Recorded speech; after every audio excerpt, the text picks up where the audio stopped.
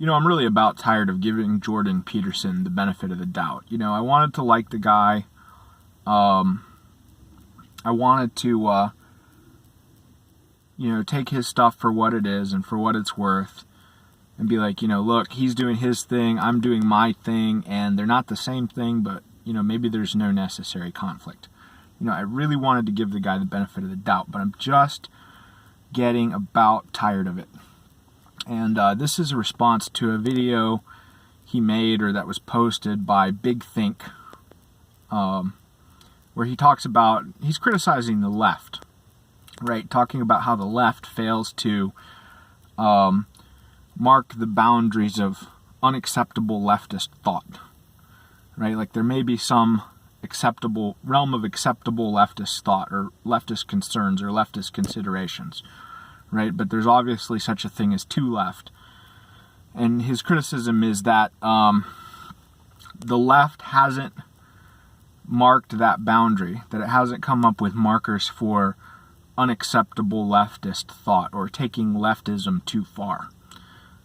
In the way that he says the right has with, for example, racial superiority. That William Buckley in the 60s kind of drew that line and said, no, this is not an acceptable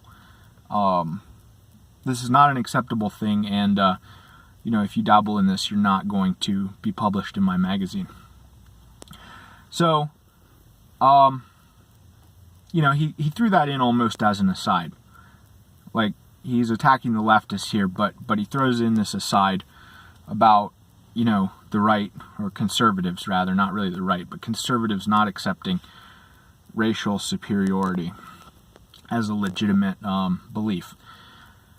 And, based on past comments of his, I can only assume that means almost any ethnocentrism whatsoever.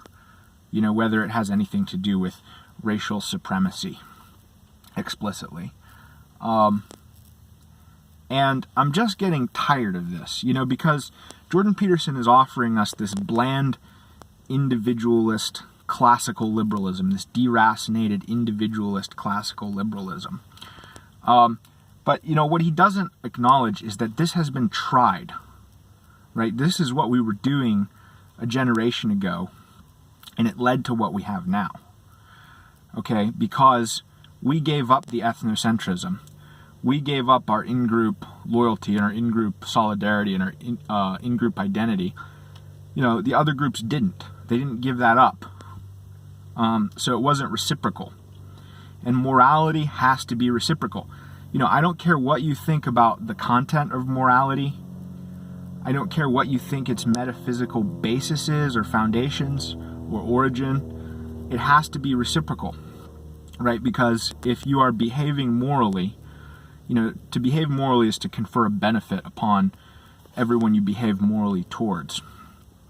And, if they're willing to return the favor, if they're willing to reciprocate, if they're willing to return similar benefits to you, then it can be a productive, mutually beneficial exchange. And it can be a stable and a durable, sustainable norm, right? It can be, if they're willing to reciprocate. But if they're not willing to reciprocate, then it's just a burden. Then it's just a costly burden, because morality has costs too. There are direct costs to morality, like it may obligate you to do something. And there are opportunity costs. There are benefits of immorality that you have to forego in order to behave morally.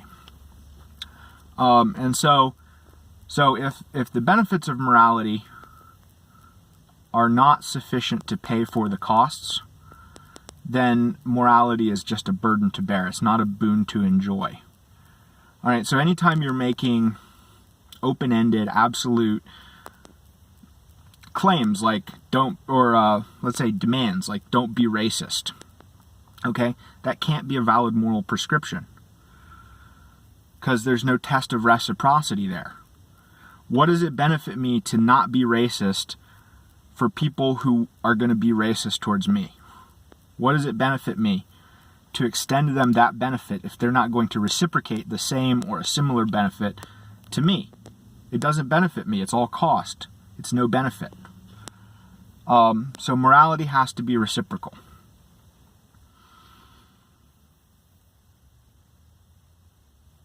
That's the first point. The second point is that, people like Peterson think that ethnocentrism leads to genocide and conflict and war. Probably it will lead to some of that. But universalism will too. They both lead there. Right? But it's fallacious to say that ethnocentrism automatically leads to more war, or more conflict, or more violence, or more death, or more whatever. Okay, because it can actually lead to more cooperation and more peace. If people are behaving ethnocentrically, and that is, separating themselves in groups along ethnic lines, let's say, or you can have separation, along other lines as well.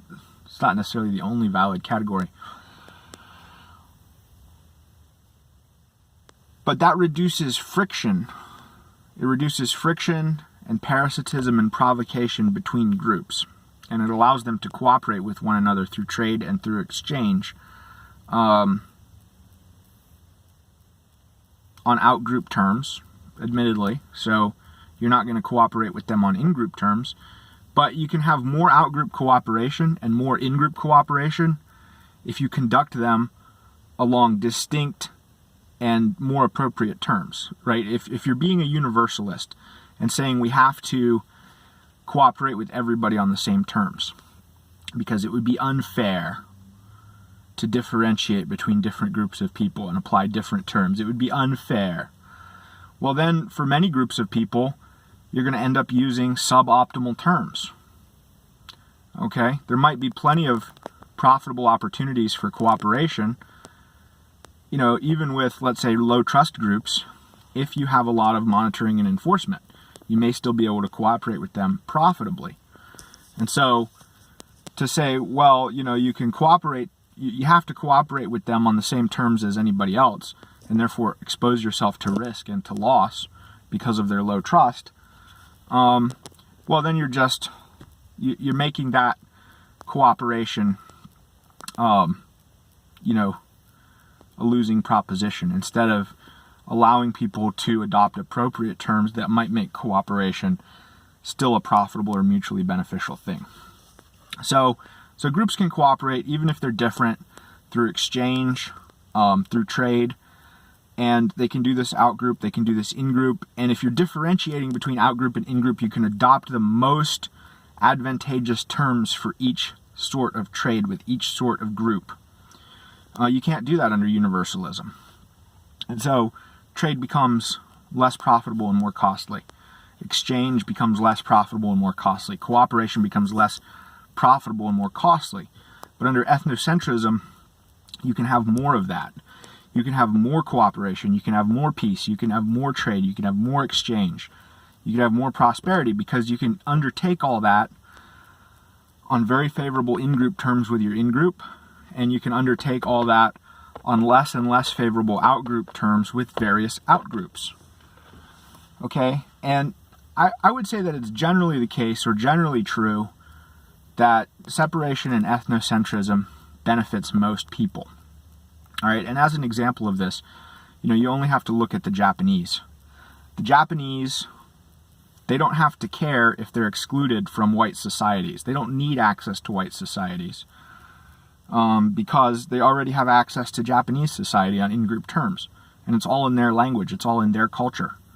All right, so they can obtain the same or similar benefits and opportunities within their own culture at a much lower cost than they could obtain it from us. And so they don't need access to our culture. They don't need access to our society. And they don't have to worry about being excluded from it. All right, and by the same token, we don't have to worry about being excluded from theirs. We don't, even though we largely are. So that's an example of cooperative, ethnocentric separatism. Okay? We can still trade cars and stuff. We can still ship them agricultural products or raw materials and get back manufactured goods. And maybe there's room there to negotiate, let's say, better trade policies. But the point is, we can cooperate with them in a variety of ways without having to share a society or institutions. There's no necessary conflict there. Now, the problem comes with groups that can't create benefits and opportunities for their members, and then those individuals can often obtain more benefits and more opportunities by demanding entry and obtaining inclusion from other societies, trying to obtain access either on out-group terms or, better still for them, on in-group terms, by lying, by agitating, by shaming us, by employing all sorts of fallacious rhetoric. But, anytime you're demanding inclusion into our societies, into our in-groups, into our economy, whatever the case may be, if you're demanding inclusion as a right and an entitlement and saying that we're morally obligated to provide it for you, that is nothing but an admission that your culture, that your society, that your country, your nation, whatever the hell it is, cannot provide those benefits and opportunities for you.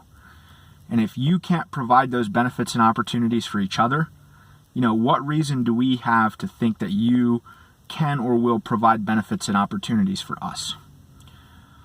And what incentive do we have to extend benefits and opportunities to you? We have none. All right, that is parasitism. That is fraud. And, that's really all Jordan Peterson's justifications amount to in the end. They're fraud. Because he's just making justifications for parasitism and for tolerating, unlimited non-reciprocity and defection and backstabbing and parasitism. But morality has to be reciprocal. All right? It has to be reciprocal. And so, I still don't think the guy is malicious. I think he's hopeful. I think his fraud is motivated by wishful thinking, rather than malice. At least I hope it is. But I'm just getting tired of it. I'm just really getting tired of it. I wanted to give the guy the benefit of the doubt, but I'm getting to the end of my patience as far as that goes.